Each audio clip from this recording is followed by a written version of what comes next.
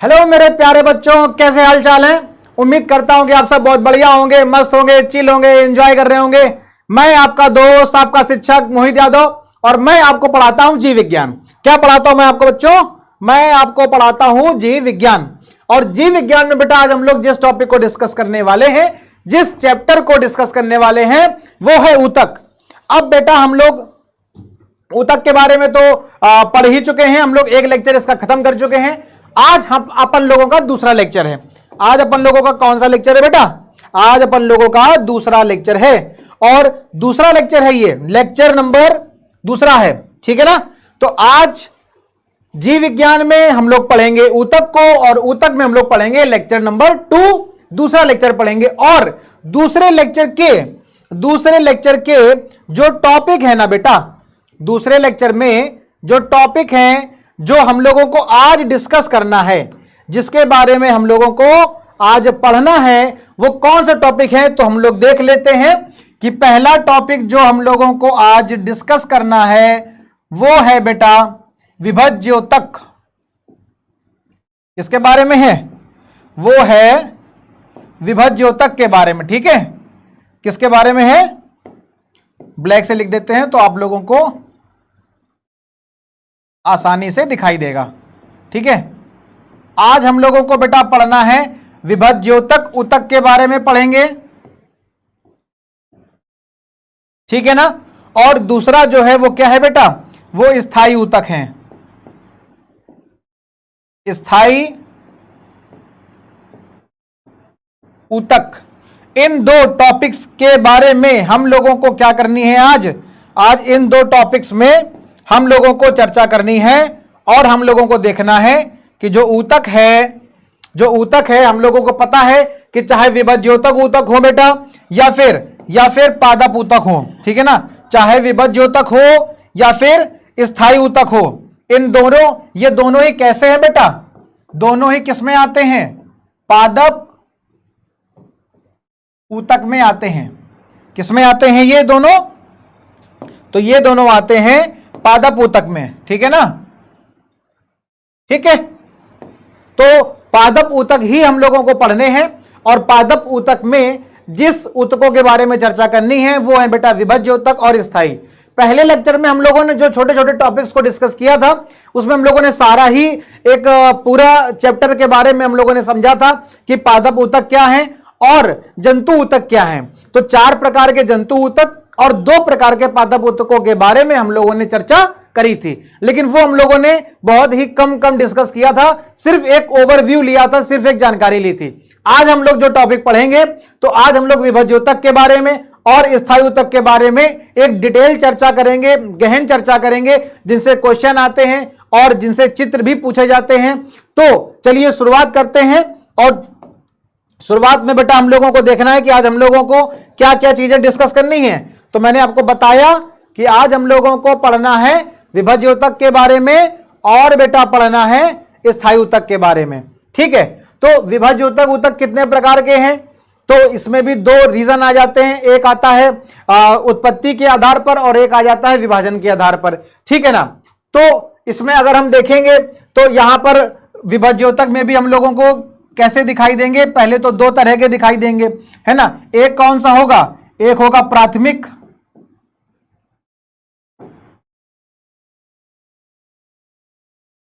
एक कैसा होगा? प्राथमिक होगा। और फिर द्वितीयक के बारे में प्राथमिक विभज्योतक,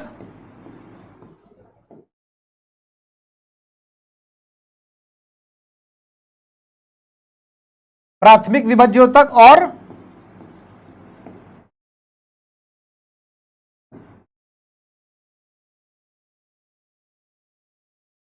द्वितीयक विभज्योतक के बारे में पढ़ेंगे, ठीक है ना। अच्छा, तो एक ये हो गया। और अगर हम लोग बेटा बात करें स्थायी ऊतक की, किसकी बात करें? स्थायी ऊतक की बात करेंगे। तो स्थायी ऊतक बेटा कितने तरह के यहां पर हमको मिल जाएंगे? स्थायी ऊतक कितने तरह के मिल जाएंगे बेटा? 2 तरह के मिल जाएंगे। एक हमको मिलेगा सरल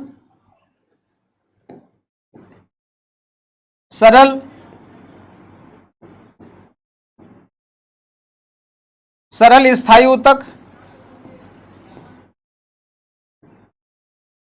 सरल स्थायी ऊतक और दूसरा मिलेगा बेटा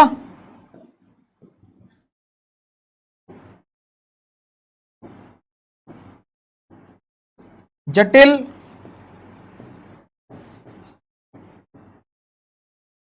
स्थायी ऊतक। ठीक है, तो विभाज्योतक की बात करेंगे तो प्राथमिक विभाज्योतक और द्वितीयक विभाज्योतक, जबकि स्थायी ऊतक की बात करेंगे तो सरल स्थायी ऊतक और जटिल स्थायी ऊतक मिलेंगे। ठीक है, अब आगे हम लोग जब पढ़ेंगे सरल स्थायी ऊतक के बारे में देखेंगे तो जो सरल स्थायी ऊतक हैं ये भी बेटा कितने तरह के मिलेंगे हमको, ये भी 3 तरह के मिलेंगे। कितने तरह के मिल जाएंगे? 3 तरह के मिल जाएंगे। ठीक है ना, एक हो जाएगा पैरेनकाइमा,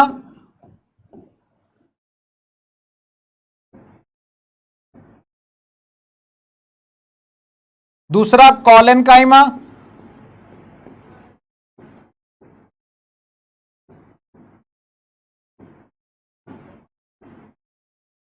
और तीसरा स्क्लेरेनकाइमा।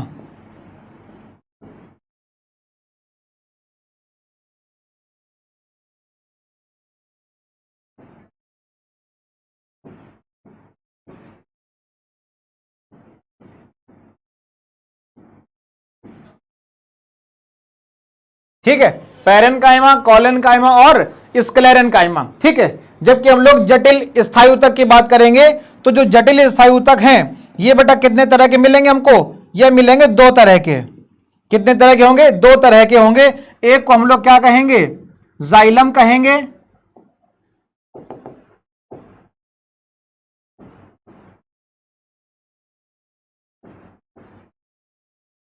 एक को जाइलम कहेंगे और दूसरे को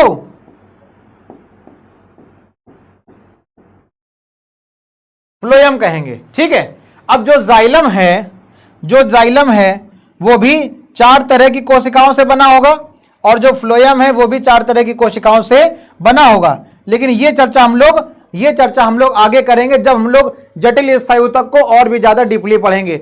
आज हम लोगों को क्या पढ़ना है? तो बेटा हम लोगों ने देखा कि आज हम लोगों को पढ़ना है विभाज्य ऊतक के बारे में और स्थायी ऊतक के बारे में। ठीक, जब विभाज्य ऊतक के बारे में पढ़ेंगे तो विभाजन के आधार पर, किसके आधार पर? विभाजन के आधार पर हमको प्राथमिक विभाज्योतक और द्वितीयक विभाज्योतक मिलेंगे। जबकि अगर हम देखेंगे उत्पत्ति के आधार पर तो अगली स्लाइड में हम आपको बताएंगे उत्पत्ति के आधार पर ये 3 तरह के हैं। ठीक है, उसकी भी चर्चा करेंगे। सरल स्थायी ऊतक की बात करेंगे, स्थायी ऊतक की बात करेंगे तो सरल स्थायी ऊतक मिल जाएगा और जटिल स्थायी ऊतक मिलेगा। जबकि जो जटिल स्थायी ऊतक है बेटा, जो जटिल स्थायी ऊतक है वो कितने तरह का होगा? वो 2 तरह का होगा, है ना। जो जटिल स्थायी ऊतक है वो कितने तरह का होगा बेटा? वो 2 तरह का होगा। एक हो जाएगा जाइलम और फ्लोएम और एक हो जाएगा जाइलम और दूसरा हो जाएगा फ्लोएम। ठीक है, और अगर आप बात करोगे सरल स्थायी ऊतक की, किसकी अगर बात करेंगे बेटा? सरल स्थायी ऊतक की बात करेंगे तो जो सरल स्थायी ऊतक हैं वो कितने तरह के होंगे? तो एक हो गया पैरेनकाइमा, दूसरा हो गया कॉलेनकाइमा और तीसरा हो जाएगा स्क्लेरेनकाइमा। तीसरा क्या हो जाएगा? स्क्लेरेनकाइमा। ये 3 तरह के हमको यहां पर मिलेंगे। ठीक है, और जटिल में जाइलम और फ्लोएम मिलेगा। ठीक है, तो चलो भाई अब आगे भी शुरुआत करते हैं। ये तो हम लोगों ने देख लिया एक ओवरव्यू जो हम लोगों ने पिछली क्लास में जिसकी चर्चा करी थी। तो पिछली क्लास में हम लोगों ने ये सब चीजों को समझा था, हल्का सा यहां पर भी समझ लिया जिन बच्चों ने पिछला लेक्चर नहीं देखा है। ठीक है, तो वो इसको देख लेंगे। तो हमने आपको क्या बताया कि आज हम लोगों को पढ़ना है विभाज्योतक के बारे में। किसके बारे में पढ़ना है? विभाज्योतक के बारे में पढ़ना है। और अगर विभाज्योतक की चर्चा करेंगे तो अगर हम लोग बात करेंगे किसके आधार पर बेटा? अगर हम लोग बात करेंगे विभाजन के आधार पर, किसके आधार पर? विभाजन के आधार पर, है ना।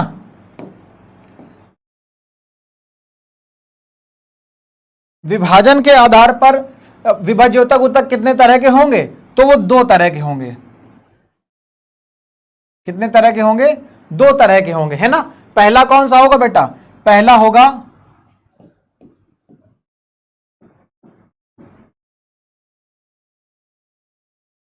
प्राथमिक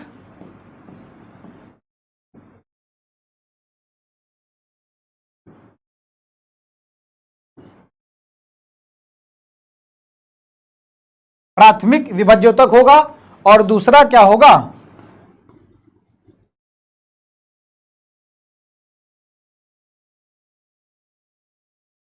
द्वितीयक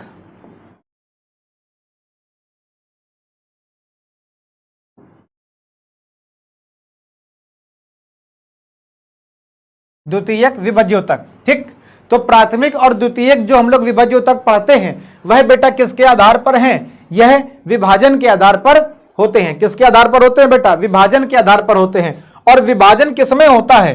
विभाजन किसमें होता है? तो हम लोग देखते हैं कि सबसे पहले आपको यहां पर क्या मिलेगा? भ्रूण मिलेगा। बीज में क्या होता है? भ्रूण होता है। और इस भ्रूण में क्या होगा? इस भ्रूण में क्या होगा बेटा? विभाजन। इस भ्रूण में क्या होगा? विभाजन होगा। और विभाजन होने के बाद यह क्या बनाएगा? विभाजन होने के बाद क्या बनाएगा? यह प्राथमिक विभाज्योतक बनाएगा। क्या बनाएगा? प्राथमिक विभाज्योतक बनाएगा। ठीक है ना। तो जो ये जो विभाज्योतक ऊतक होते हैं, कौन होते हैं? विभाज्योतक। ये जो विभाज्योतक ऊतक है ना, ये जो विभाज्योतक ऊतक होते हैं, इनमें क्या होती है बेटा? इनमें विभाजन की क्षमता होती है। क्या होता है इनमें? इनमें क्या होता है?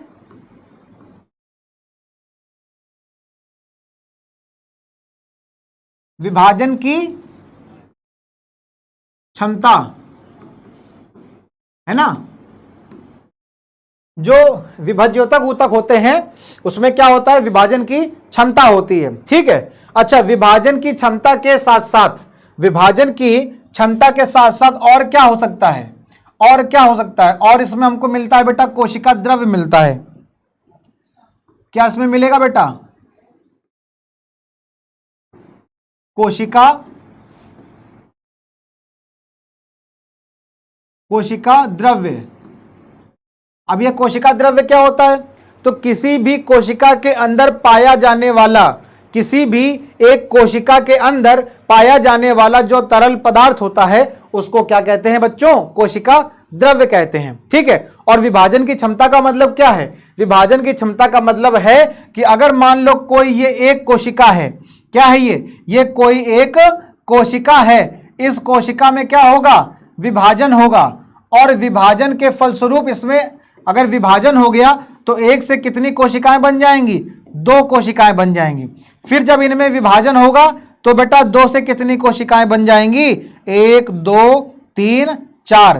तो इस तरह से एक कोशिका विभाजित होकर के 2, फिर 2 से 4, और क्रमशः इसी तरह से अपनी संख्या में क्या करती रहती है? अपनी संख्या में वृद्धि करती रहती है। तो इसको क्या बोलते हैं? विभाजन की क्षमता बोलते हैं। ठीक है। तो जो विभाज्योतक ऊतक है, यह विभाज्योतक ऊतक में विभाजन की क्षमता होती है। और इसमें क्या पाया जाता है? इसमें कोशिका द्रव्य पाया जाता है। ठीक है।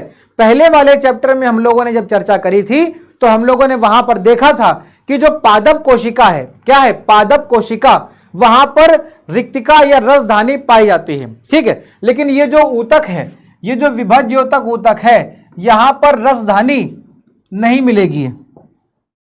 यहां पर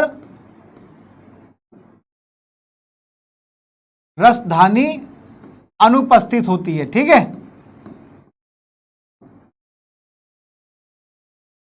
क्या होगा? अनुपस्थित होगी। और ये जो विभाज्योतक ऊतक है ना बेटा, इनकी जो कोशिकाएं हैं, अब अच्छा ऊतक किससे बने होते हैं? बने तो कोशिका से ही होते हैं ना। ऊतक किससे बने होते हैं?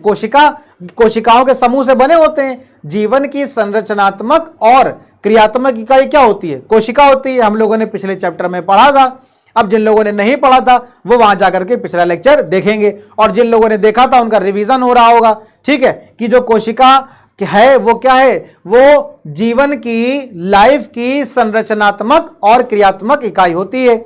इसी कोशिकाओं के समूह से क्या बनते हैं, ऊतक बनते हैं। तो ये जो ऊतक हैं, इनमें ऊतक में आपस में जगह, जिसको हम लोग बोलते हैं अंतराकोशीय स्थान, क्या बोलते हैं, अंतराकोशीय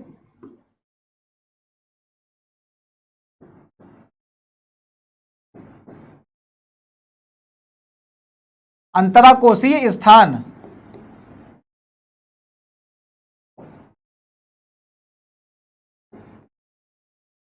तो अंतराकोशीय स्थान बेटा क्या होते हैं, इसमें अनुपस्थित होते हैं।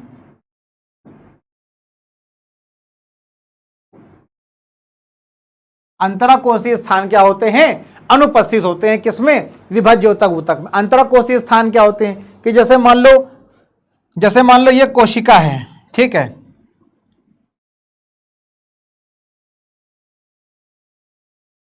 अब ये एक कोशिका है और यहां पर दूसरी कोशिका है,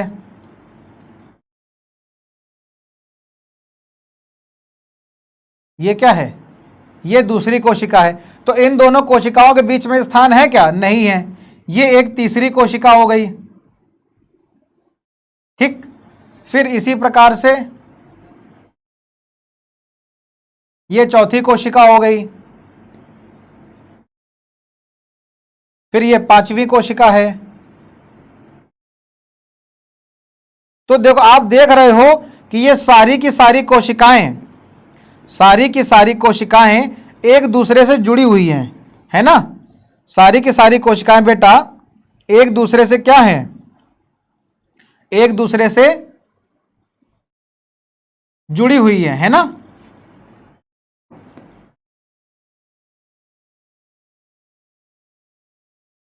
और जब ये एक दूसरे से जुड़ी हैं तो परिणाम स्वरूप इनके बीच में क्या कोई आपको खाली स्थान दिख रहा है, देखो, क्या आपको इनके बीच में कोई खाली स्थान दिख रहा है, नहीं दिख रहा है ना। देखो, ये सारी कोशिकाएं एक दूसरे से जुड़ी हुई है, ठीक है। और जितने भी स्थान हैं, देखो, ये जगह हो या फिर ये हो, देखो इनके बीच में आपस में कोई भी आपको यहां पर रिक्त स्थान दिखाई दे रहा है, नहीं दिखाई दे रहा ना। ये सब आपस में क्या है, ये सब आपस में एक दूसरे से जुड़ी हुई है ना। किसी के बीच में भी कोई भी खाली स्थान दिखाई नहीं दे रहा है। तो इसको बोलते हैं क्या, इसको बोलते हैं अंतराकोशीय स्थान।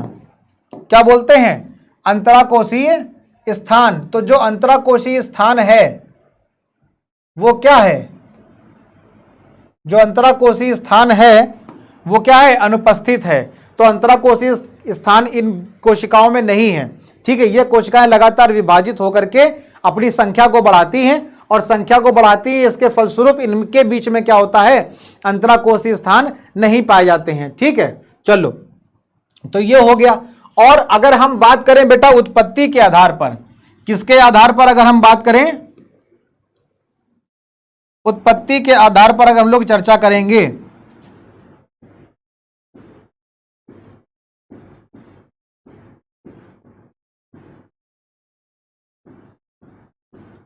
उत्पत्ति के आधार पर, अगर उत्पत्ति के आधार पर बात करेंगे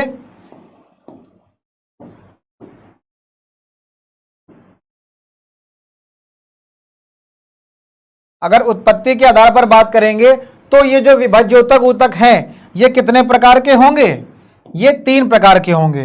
कितने प्रकार के होंगे बेटा, 3 प्रकार के होंगे, ठीक है। सबसे पहला जो शीर्ष पर होगा, सबसे पहला कहां होगा, शीर्ष पे होगा, उसको क्या बोलेंगे, उसको बोलेंगे शीर्षस्थ।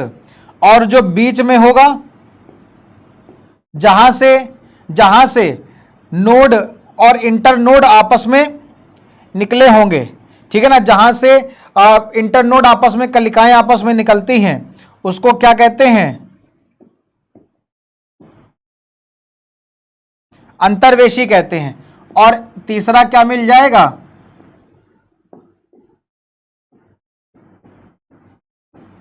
पार्श्विका, तीसरा क्या हो जाएगा, पार्श्विका। तो यह किसके आधार पर है बेटा, यह उत्पत्ति के आधार पर है। उत्पत्ति के आधार पर जो विभज्योतक ऊतक हैं वो कितने होंगे, 3 प्रकार के होंगे, जबकि विभाजन के आधार पर यह कितने प्रकार के होंगे, यह 2 प्रकार के होंगे। ठीक है, तो अगर उत्पत्ति के आधार पर देखते हैं तो आइए उसको चित्र की सहायता से समझते हैं। और जब यह चित्र की सहायता से समझेंगे तो हम ये देखेंगे कि यह एक चित्र बना हुआ है। ठीक है, क्या बना हुआ है, चित्र बना हुआ है। और इसमें देखो आप, इसमें अगर देखेंगे तो ये देखो इस तरह से ये ऊपर की तरफ लगातार जा रहा है। ठीक है, ये तो इस तरह से ये ऊपर की तरफ गया। अब जो एकदम शीर्ष पे है ये वाला हिस्सा, ये कहां पे है, ये एकदम शीर्ष में है। तो इसके ये जो बीच वाला हिस्सा है ये वाला, ये कहां पर है बेटा, एकदम टॉप पे है ना, एकदम शीर्ष पे है। चाहे वो जड़ हो या फिर वो तना हो, चाहे वो जड़ हो या फिर वो तना हो, जो हिस्सा शीर्ष पे होगा, कहां होगा, शीर्ष पे होगा, उसको क्या कहेंगे, उसको बोलेंगे शीर्षस्थ। क्या बोलेंगे उसको, शीर्षस्थ बोलेंगे। ठीक है, अच्छा, इसके अलावा आप एक और संरचना देख रहे हैं, एक और संरचना देख रहे हैं, कौन सी, जो ये बगल में इस तरह से निकली हुई है। कहां से निकल रही है, इस हिस्से से निकल रही है। इसी प्रकार से इस वाले हिस्से से देखो ये संरचना निकल रही है। ठीक ठीक इसी प्रकार से ये वाले हिस्से से ये संरचना निकल रही है। इधर वाले हिस्से से ये संरचना निकल रही है। तो जहां से भी ये संरचनाएं निकल रही हैं, कहां से निकल रही हैं ये संरचनाएं, ये संरचनाएं इस वाले हिस्से से निकल रही हैं। तो यहां पर देखो इस तरह से ये ऊतक पाया गया है। ठीक है, यहां से निकल रही है तो यहां पर भी ये संरचना पाई जा रही है।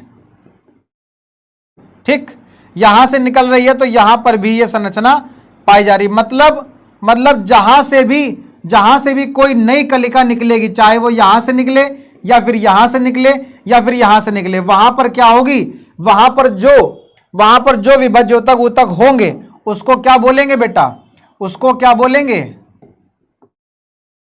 उसको बोलेंगे अंतर्वेशी। क्या बोलेंगे उसको, अंतर्वेशी बोलेंगे। ठीक है, और ये जो किनारे की तरफ है, यहां पर ये जो किनारे की तरफ लेटरल साइड पे होती हैं, इनको क्या बोलते हैं बेटा, इनको बोलते हैं पार्श्विका।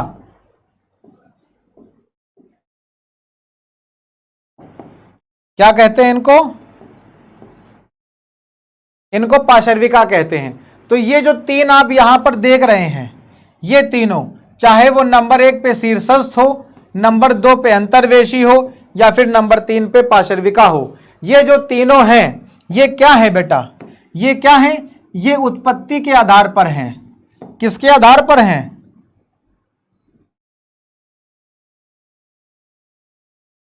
उत्पत्ति के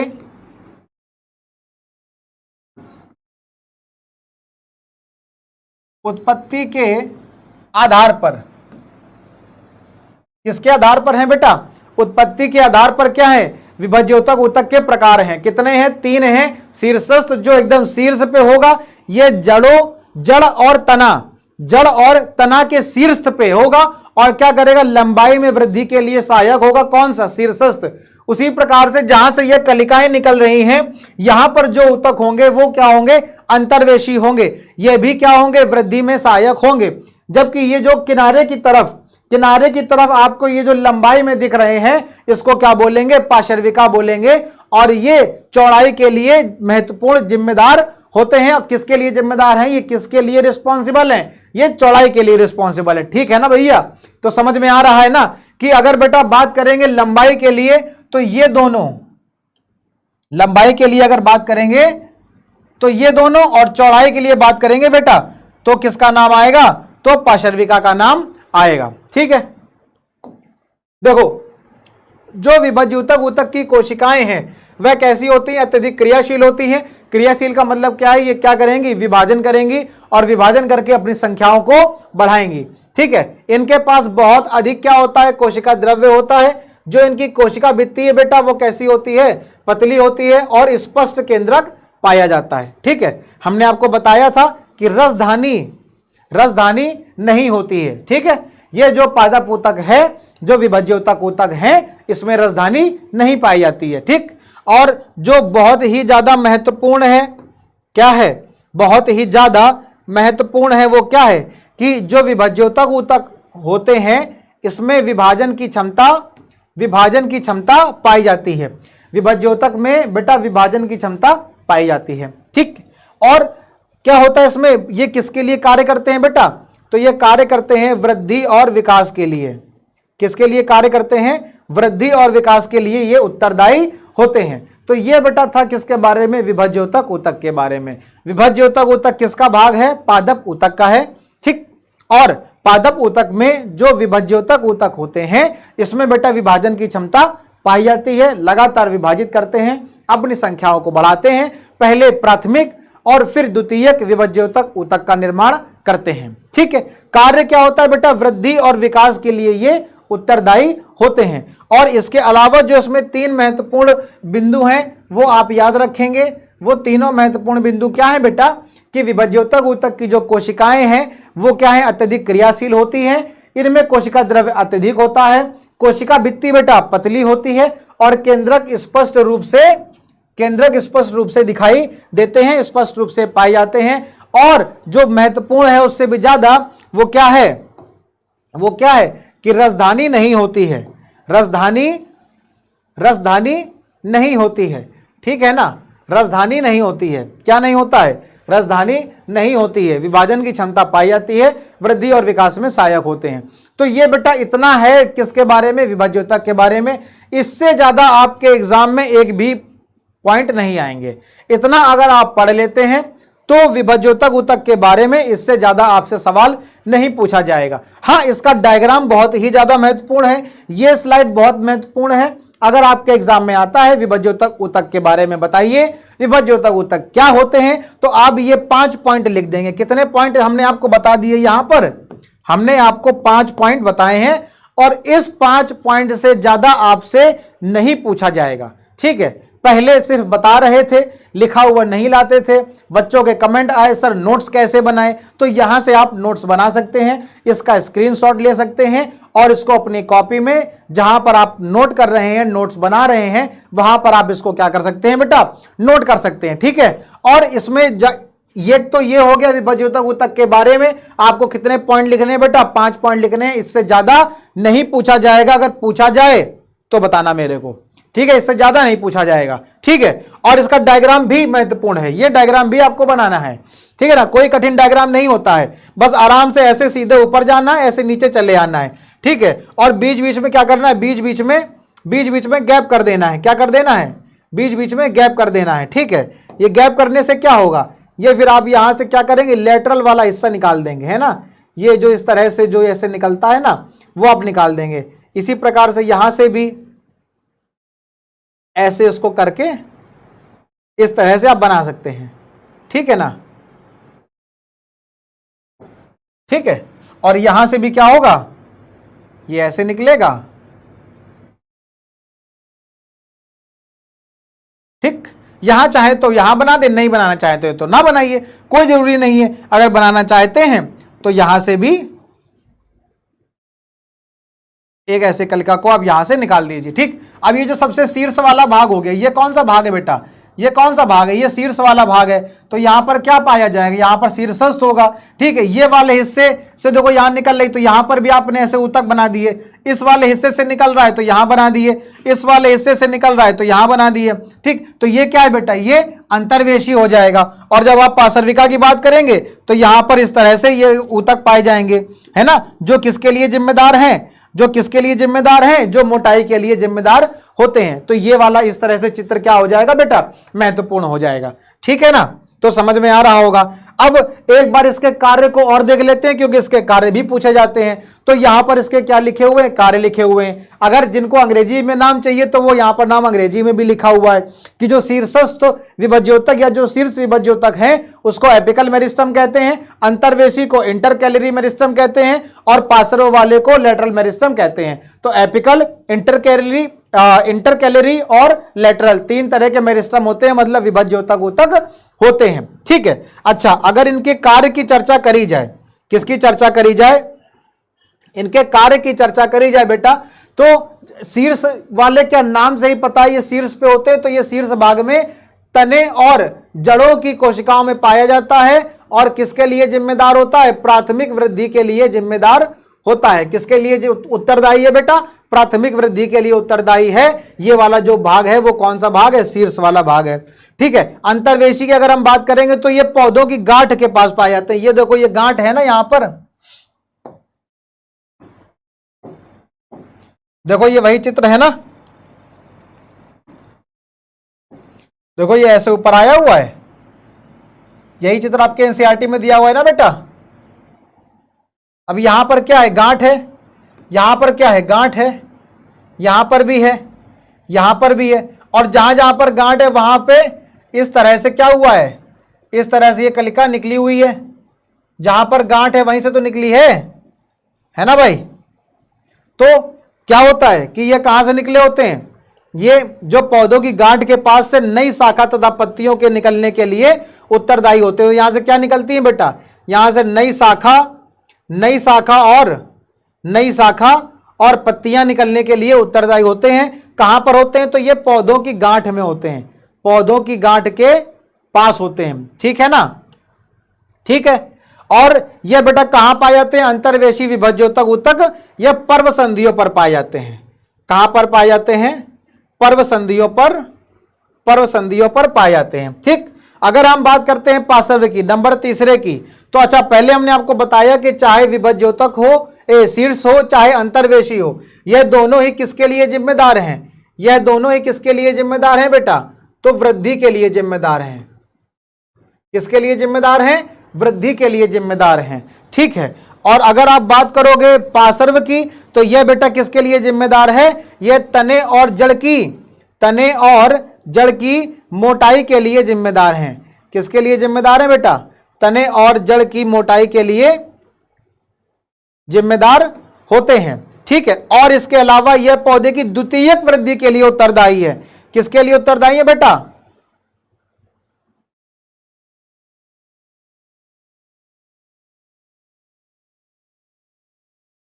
ठीक, किसके लिए उत्तरदायी है, द्वितीयक वृद्धि के लिए उत्तरदायी होते हैं।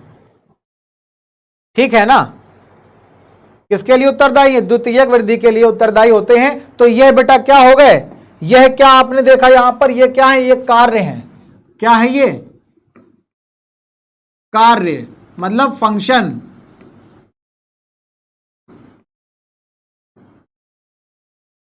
ठीक है।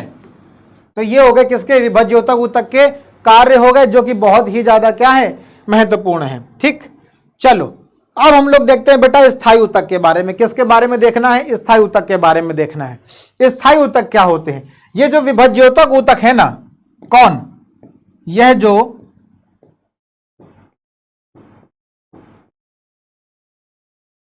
विभज्योतक ऊतक होते हैं, इनमें ये क्या करते हैं बेटा, ये विभाजन करते हैं। क्या करते हैं, विभाजन करते हैं। और विभाजन करने के बाद पहले प्राथमिक बनाते हैं, फिर द्वितीयक बनाते हैं। क्या बनाते हैं, पहले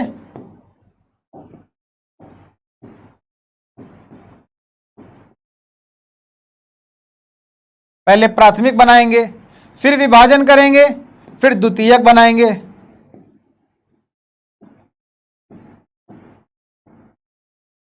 ठीक है।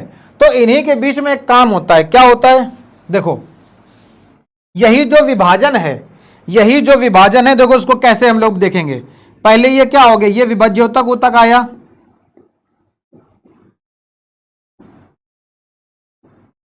विभज्योतक आया, इसने क्या किया, विभाजन किया, इसने क्या किया, विभाजन किया।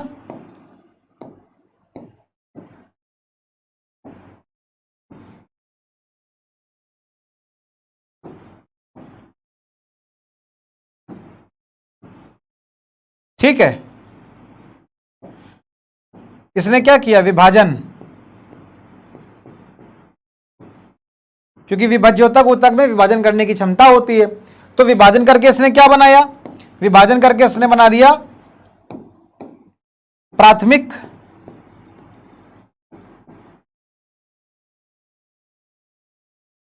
विभाज्योतक।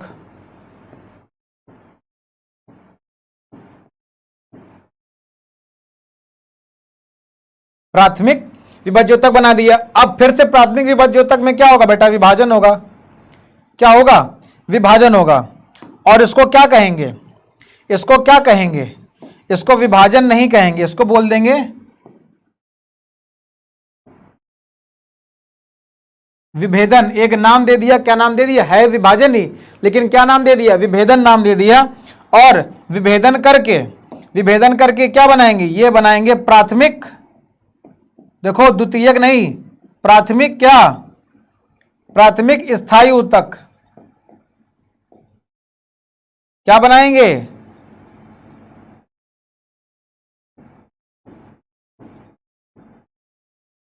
प्राथमिक स्थायी ऊतक बनाएंगे।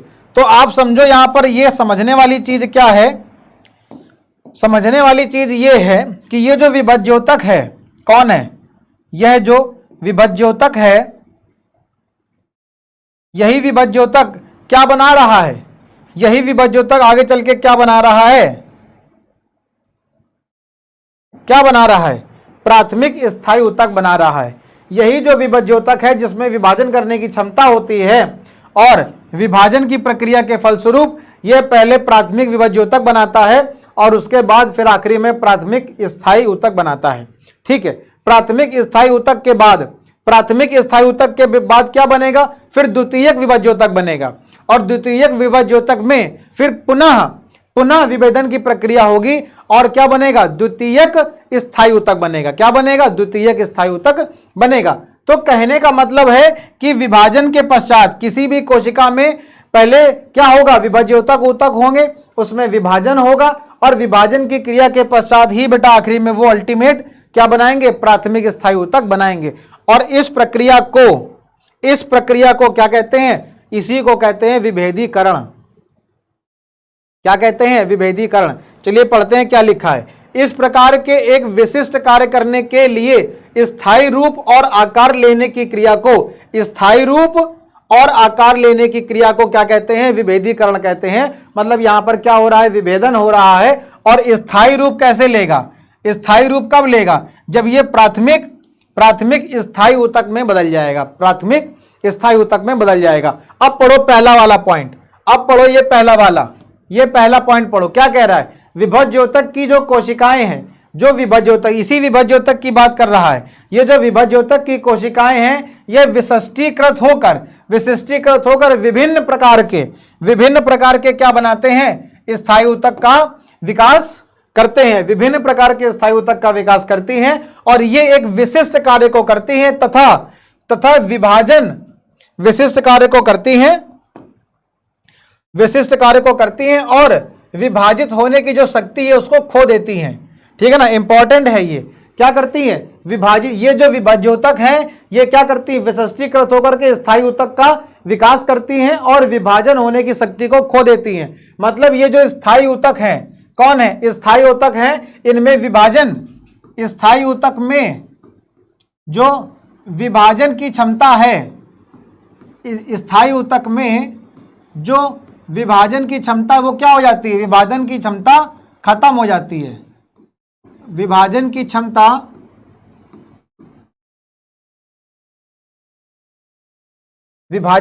क्या हो जाती है, खत्म हो जाती है। ठीक है, अब ये पुनः विभाजन नहीं करेंगे। ठीक है, अब ये पुनः विभाजन नहीं करेंगे, विभाजन की क्षमता क्या हो गई, खत्म हो गई है। ठीक, और इस प्रकार, अब देखो दूसरा पॉइंट, इस प्रकार के विशिष्ट कार्य करने के लिए स्थायी रूप और आकार लेने की प्रक्रिया को क्या कहते हैं, विभेदीकरण कहते हैं। ठीक है ना, तो ये क्या है बेटा, स्थायी ऊतक है जिसमें स्थायी ऊतक में विभाजन की क्षमता क्या हो जाती है, खत्म हो जाती है, विभाजन की क्षमता नहीं रहती है। ठीक है, अच्छा अब तो ये हो गया कि हाँ ठीक है भाई, इसमें विभाजन की क्षमता नहीं होती है और ये क्या करते हैं, स्थायी ऊतक का निर्माण कर लेते हैं। इस तरह के ऊतक को इस तरह के ऊतक को क्या कहते हैं? इस तरह के ऊतक को स्थायी ऊतक कहते हैं। अब बात करते हैं स्थायी ऊतक के प्रकार की। तो देखो बेटा, अगर आप स्थायी ऊतक के प्रकार की बात करेंगे तो जैसा कि हमने आपको बताया स्थायी ऊतक के बेटा कितने प्रकार होते हैं? तो स्थायी ऊतक के 2 प्रकार होते हैं। कितने प्रकार होते हैं? 2 प्रकार होते हैं। पहला क्या है बेटा? सरल स्थायी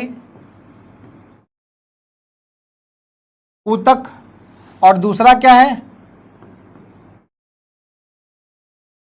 जटिल स्थायी ऊतक। ठीक है, कितने प्रकार हो गए? 2। पहला क्या है? पहला सरल स्थायी ऊतक है, और दूसरा क्या है? जटिल स्थायी ऊतक है।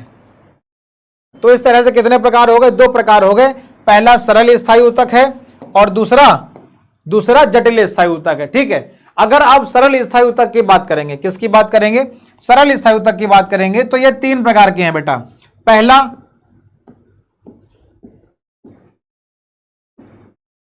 पैरेनकाइमा, फिर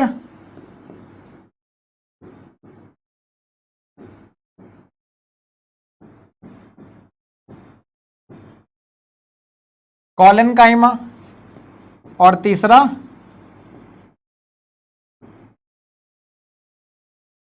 स्क्लेरेनकाइमा।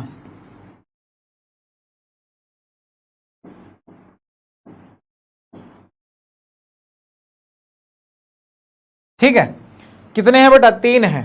पहला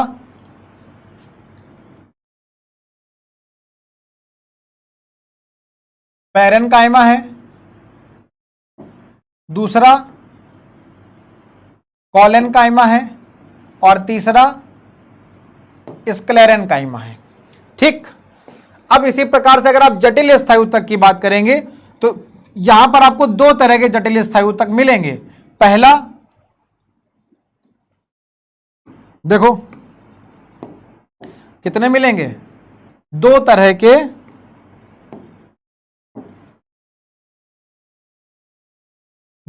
के आपको यहां पर जटिल स्थायी ऊतक मिल जाएंगे। ठीक है,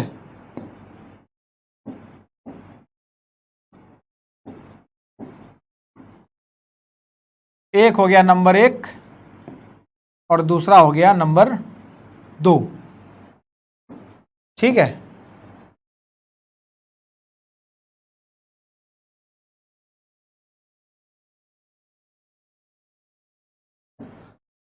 तो पहला क्या हो जाएगा बेटा?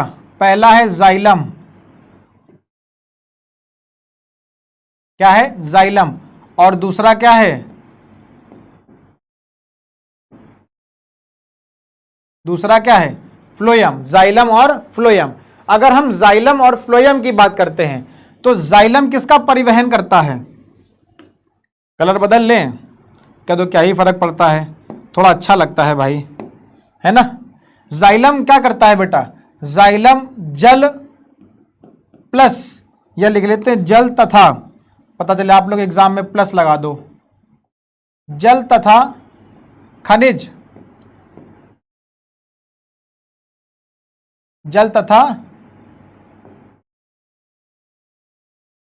खनिज पदार्थों का क्या करेगा? परिवहन। ठीक,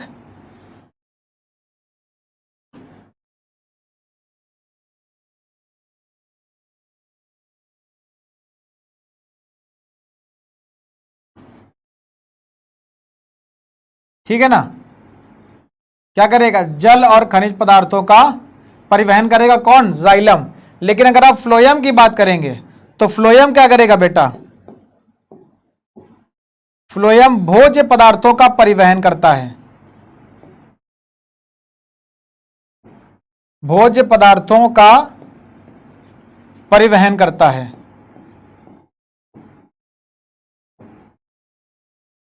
ठीक है, क्या करता है बेटा? भोज्य पदार्थों का परिवहन करता है। कौन? फ्लोयम करता है। और जाइलम क्या करता है, जल तथा खनिज पदार्थों का परिवहन करता है। सरल स्थायु ऊतक की बात करेंगे तो यहां पर आपको 3 तरह के सरल स्थायु ऊतक मिल जाएंगे। पहला कौन सा होगा, पहला होगा बेटा पैरेन्काइमा, ठीक। दूसरा है कॉलेनकाइमा और तीसरा है स्क्लेरेन्काइमा, ठीक है।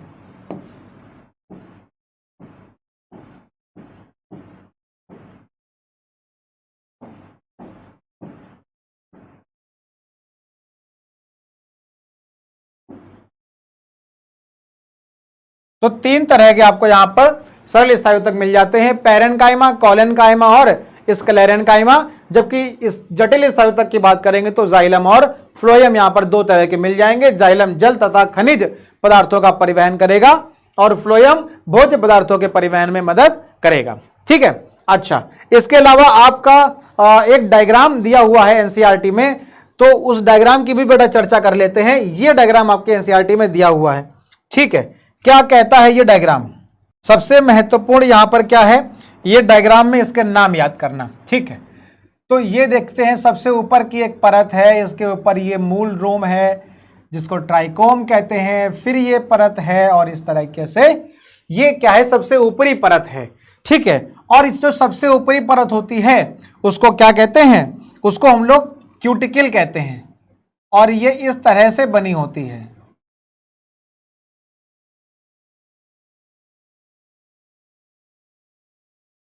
ढोलक के आकार की संरचना है लगभग, ठीक है।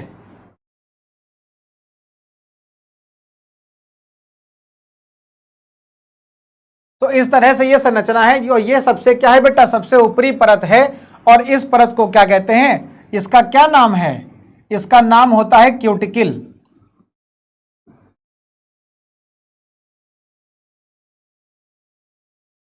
जितने नाम जरूरी हैं उतने नाम समझेंगे, ठीक है। इसी क्यूटिकल के ऊपर से ये जो आपको हेयर के आकार की संरचना दिखाई दे रही है, इसको कहते हैं ट्राइकोम। क्या कहते हैं बेटा,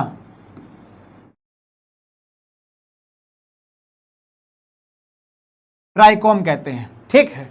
अब इसके बाद जो है आपको यहां पर हरे कलर की संरचना दिखाई दे रही है और ये जो हरे कलर की संरचना है ये इसी तरह से बॉक्स के आकार की बनी होती है।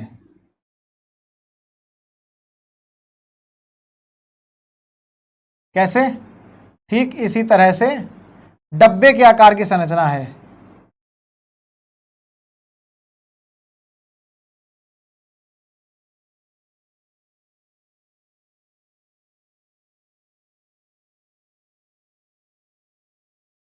तो ये बॉक्स के आकार की जो संरचना है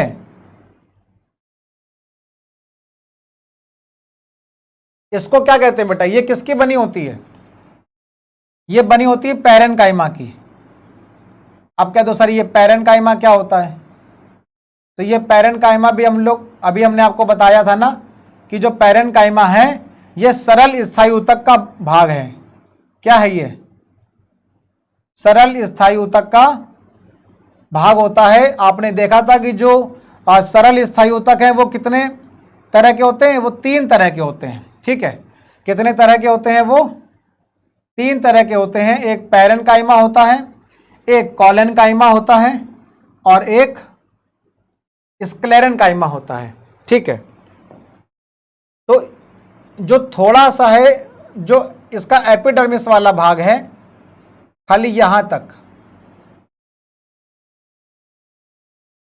ये किसका बना होता है, ये पैरेन्काइमा का बना होता है ना, ज्यादा बना दिया, ठीक। ये किसका बना होगा, ये किसका बना होगा, ये पैरेन्काइमा का बना होगा।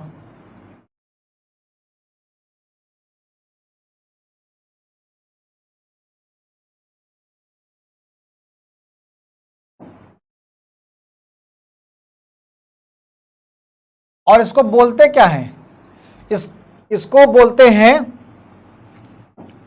एक जो सबसे ऊपर है उसको बोलेंगे एपिडर्मिस, ये वाले, ये तो हो गई क्यूटिकल की परत। देखो ये वाली जो मोटी मोटी है ना, ये ये तो क्यूटिकल हो गई।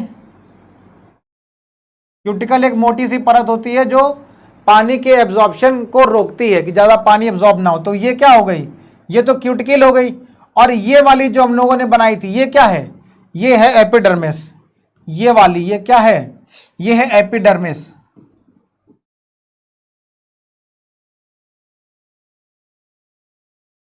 ठीक, क्या है ये, एपिडर्मिस है। और ये जो हम लोगों ने अभी बनाई है ये वाली, ये क्या है बेटा, ये है हाइपोडर्मिस। हाइपोडर्मिस,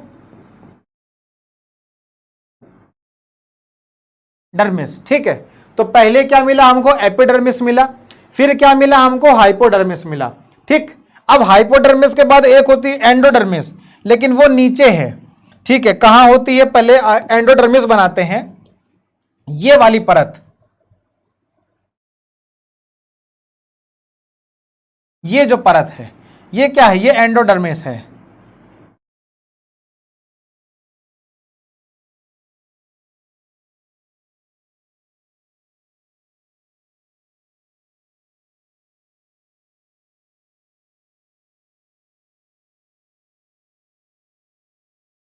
ठीक, क्या है बेटा, ये क्या है, एंडोडर्मिस है।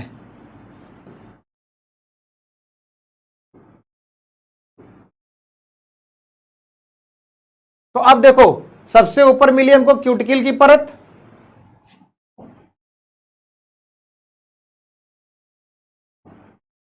ये वाली परत कौन सी है, ये क्यूटिकल की परत है। कौन सी परत है, ये क्यूटिकल की है। वहां पर हमको ये जो हेयर के आकार के, रोम के आकार की संरचना है, ये ट्राइकोम है। ठीक, और क्यूटिकल के नीचे क्या मिला बेटा, ये एपिडर्मिस है। एपिडर्मिस के नीचे क्या है, हाइपोडर्मिस है। और ये क्या है, ये एंडोडर्मिस है। तो अब हाइपोडर्मिस और एंडोडर्मिस, ये हाइपोडर्मिस है और ये एंडोडर्मिस है। हाइपोडर्मिस और एंडोडर्मिस के बीच वाला जो भाग है इसको बना देते हैं सफेद से। हाइपोडर्मिस और एंडोडर्मिस के बीच में, या ब्लैक से बना दिया जाए ना, ब्लैक से ज्यादा अच्छा दिखाई देगा।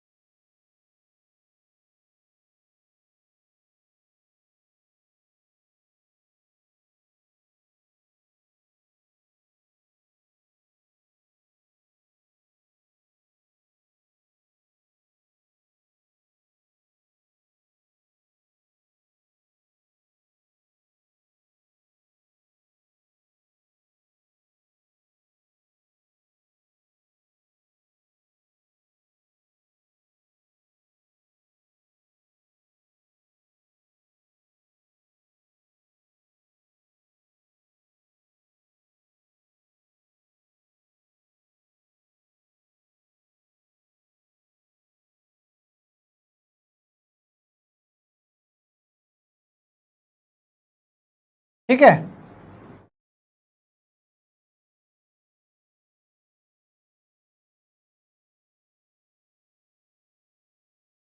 ये जो इस तरह की जो संरचना है,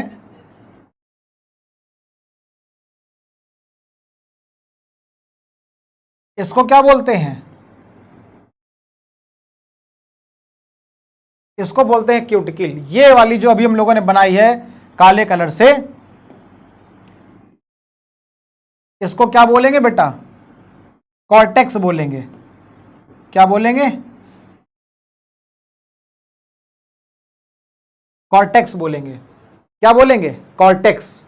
ठीक है, या दूसरे कलर से लिख दें क्या इसको, इसको लिख देते हैं इस कलर से।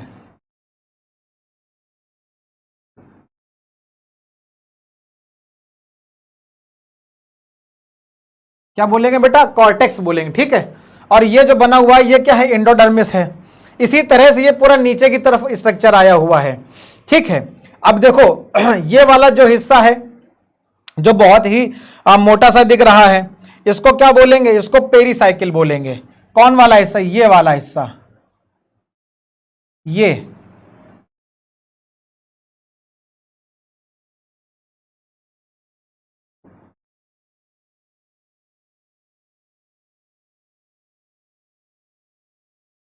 यहां पर जो इस तरह की सेल्स हैं इनको क्या बोलेंगे, इनको बोलेंगे पेरीसाइकिल।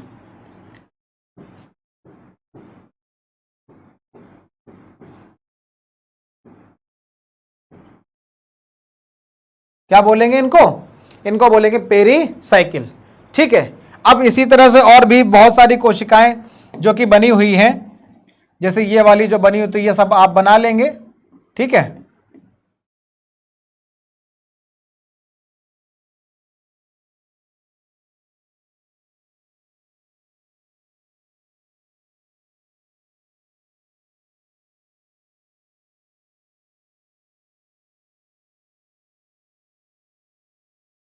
ठीक है। ये किसकी बनी, ये पैरेन्काइमा की बनी। जैसे जो ये जो हाइपोडर्मिस है, कौन, ये जो हाइपोडर्मिस है, ये किसका बना है बेटा, ये पैरेन्काइमा सेल्स का बना हुआ है।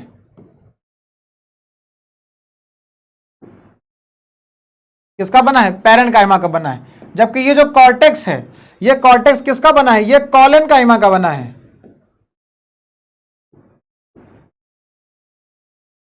ठीक है ना। अभी हम लोगों ने जो पीछे ये जो देखा था कि जो सरल स्थायी ऊतक हैं, इसमें कितने तरह के, पैरेन्काइमा है और कॉलेनकाइमा है और स्क्लेरेन्काइमा है। तो ये जो पैरेन्काइमा है, ये पैरेन्काइमा कौन सा भाग बना रहा है, पैरेन्काइमा क्या बना रहा है, पैरेन्काइमा बना रहा है हाइपोडर्मिस। क्या बना रहा है, हाइपोडर्मिस बना रहा है। जबकि कॉलेनकाइमा क्या बना रहा है, तो कॉलेनकाइमा बना रहा है कॉर्टेक्स। क्या बना रहा है, कॉर्टेक्स बना रहा है ना। देखो ये जो कॉर्टेक्स है, ये कौन बना रहा है, ये कॉलेनकाइमा बना रहा है। ये जो हाइपोडर्मिस है, ये हाइपोडर्मिस कौन बना रहा है, तो ये पैरेन्काइमा बना रहा है ना, है कि नहीं।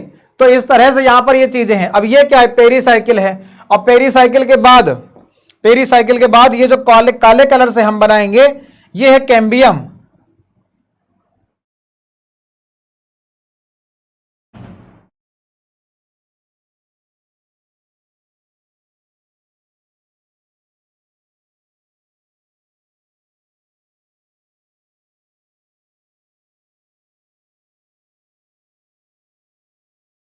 ये क्या है, ये है कैम्बियम। क्या है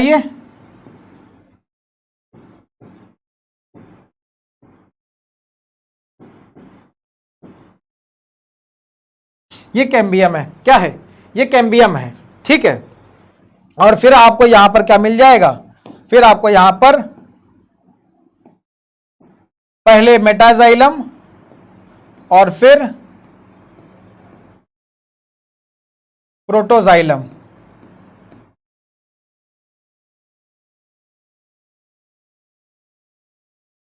ठीक।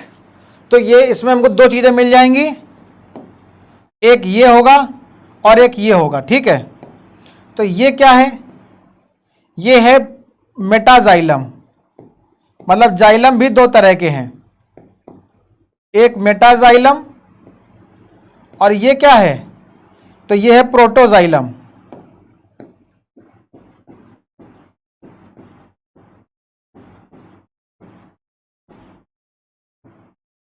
ठीक। तो इतनी सारी चीजें हैं यहां पर, ये हम लोगों को डायग्राम को पढ़ना है। ठीक है। और कैम्बियम के ऊपर जो आप यहां पर इस तरह की सेल्स देख रहे हैं, ये जो आपको हरे कलर की हैं, इसको अब हम नीले कलर की बना देंगे। ठीक है।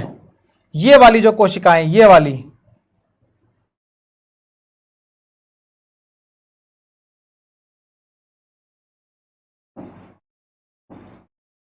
पहले तो ये कैम्बियम, कैम्बियम कहां चला गया, ये कैम्बियम है।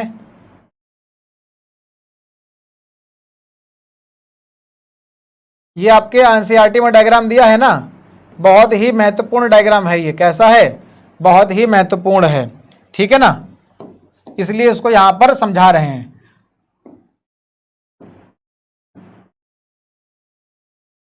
ये क्या है, ये पेरीसाइकिल है, कहां तक, यहां तक, यहां तक क्या है, पेरीसाइकिल है। ठीक है। और यहां पर ये बीच में क्या है, छोटी छोटी सी कोशिकाएं हैं।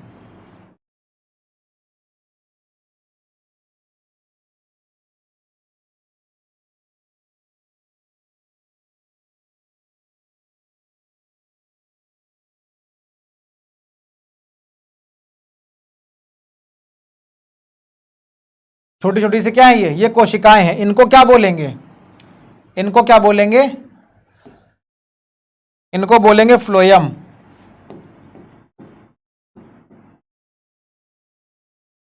क्या बोलेंगे इनको, इनको फ्लोएम बोलेंगे। ठीक, और बाकी फिर ये सारी की सारी बाकी फिर पैरेन्काइमा सेल से ये सारी की सारी वैसे ही बनी हुई है। ठीक है, ये ऐसे नीचे की तरफ ये क्या है, ये सारी की सारी कौन सी सेल्स हैं, कौन सी कोशिकाएं हैं, ये सब पैरेन्काइमा से बनी हुई कोशिकाएं हैं। किससे बनी बेटा, ये सब पैरेन्काइमा से, ये वाली ये पैरेन्काइमा से बनी हुई कोशिकाएं हैं जो पूरी ऊपर से नीचे तक आपको यहां पर दिखाई देगी। ये चित्र बहुत ही ज्यादा महत्वपूर्ण है। क्यों महत्वपूर्ण है, क्योंकि यहां पर कुछ नाम है, और वो कौन कौन से नाम है। तो सबसे ऊपर क्या है बेटा, सबसे ऊपर है क्यूटिकल, सबसे ऊपर क्या है, क्यूटिकल है। क्यूटिकल के नीचे जो है वो क्या है बेटा, वो एपिडर्मिस है, और एपिडर्मिस के बाद आपको क्या मिलेगी, हाइपोडर्मिस मिल जाएगी। ठीक है, ये वाली ये जो पोर्शन आपको दिख रहा है ये कौन सा है, हाइपोडर्मिस है। उसके बाद आपको कॉर्टेक्स मिलेगा। फिर ये जो आप परत देख रहे हैं, ये जो हमने बनाई है पिंक कलर की, ये क्या है, ये एंडोडर्मिस है। एंडोडर्मिस के बाद हमको पेरीसाइकिल मिलेगा, और पेरीसाइकिल के बाद क्या मिल जाएगा, पेरीसाइकिल के बाद फ्लोएम मिलेगा, फिर कैम्बियम मिलेगा, फिर जाइलम मिलेगा। जाइलम दो तरह का होगा, एक मेटाजाइलम होगा और एक प्रोटोजाइलम होगा। एक बार जरा सारे नाम यहां पर लिख डालो फटाफट। हम लोगों ने क्या क्या नाम देखे। ठीक है, ये जो हम लोगों ने चित्र देखा ये क्या था बेटा, ये क्या था, ये तने की काट है। क्या है ये,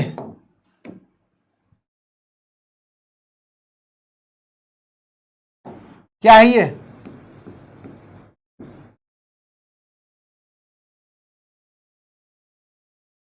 तने का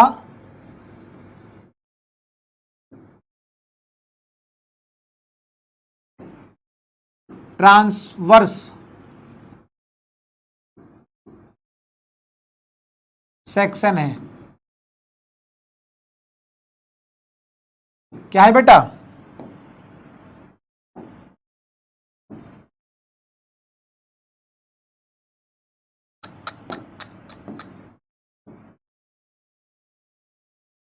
ठीक, क्या है, तने का ट्रांसफर सेक्शन है। और इस ट्रांसफर सेक्शन में हम लोगों को क्या क्या दिखता है, सबसे पहले बेटा क्या मिला था, क्यूटिकल मिला। सबसे पहले क्या मिला, लिख लो फटाफट, सबसे पहले क्यूटिकल मिलेगा। ठीक है, सबसे पहले क्या मिलेगा, क्यूटिकल मिलेगा। इसके बाद एपिडर्मिस, इसके बाद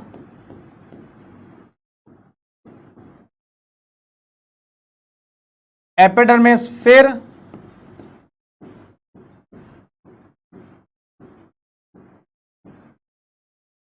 हाइपोडर्मिस। ठीक, सबसे पहले क्यूटिकल मिला, फिर एपिडर्मिस मिला, फिर हाइपोडर्मिस मिला, और फिर क्या मिला, कॉर्टेक्स।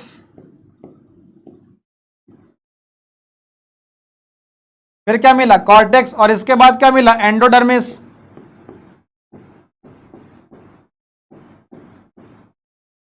कितने नाम हो गए, ये 5 हो गए, 1 2 3 4 और ये 5। ठीक है ना, क्यूटिकल, एपिडर्मिस, हाइपोडर्मिस, कॉर्टेक्स और एंडोडर्मिस। इसके बाद 6, एंडोडर्मिस के बाद क्या मिला बेटा, पेरीसाइकिल। क्या मिला, पेरीसाइकिल मिला। पेरीसाइकिल के बाद क्या मिला बेटा, फ्लोएम। क्या मिला, फ्लोएम। और फ्लोएम के बाद क्या मिला, कैम्बियम।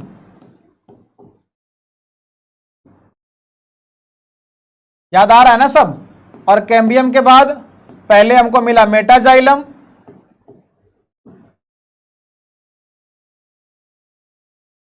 और फिर हमको मिला प्रोटोजाइलम।